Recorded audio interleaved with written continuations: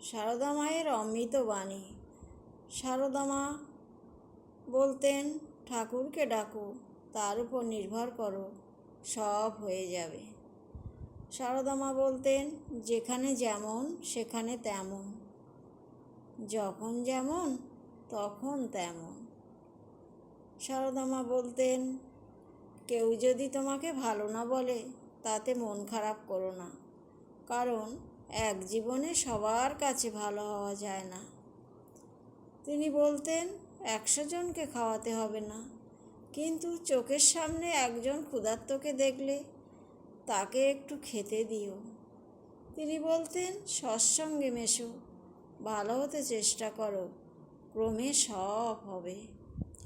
সারদা মায়ের বাণীগুলি যদি আপনাদের ভালো লাগে, লাইক, শেয়ার, কমেন্ট করবেন। নমস্কার।